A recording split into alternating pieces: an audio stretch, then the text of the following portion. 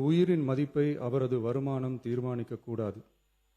வசதி படைத்தவர், வசதி குறைவானவர் என்ற நிலை மருத்துவத்துறையில் இருக்கக்கூடாது. அனைவருக்கும் சமமான மருத்துவ சேவை எளிதாக கிடைக்க வேண்டும் என்பதில் நமது அரசு உறுதியாக உள்ளது. மருத்துவம் என்பது சலுகை அல்ல, ஒவ்வொரு மனிதனின் அடிப்படை உரிமை. ஒரு மனிதனின் உயிரை காப்பாற்றுவதில் தாமதமாகும் ஒவ்வொரு நொடியும் மிக கொடியது.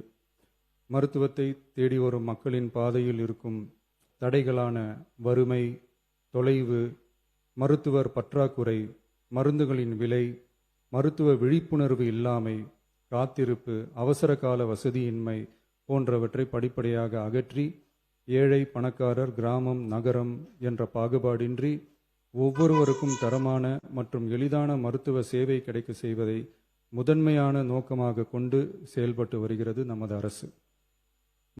உலக தரத்திலான பன்னோக்கு உயர் சிறப்பு மருத்துவமனை அமைக்கப்படும். முதலமைச்சரின் விரிவான மருத்துவ காப்பீட்டு திட்டத்தின் இலவச மருத்துவ சிகிச்சைக்கான மருத்துவ காப்பீட்டுத் தொகை ஆண்டொன்றுக்கு தற்போதுள்ள 5 லட்சத்திலிருந்து ரூபாய் 25 லட்சமாக உயர்த்தப்படும்.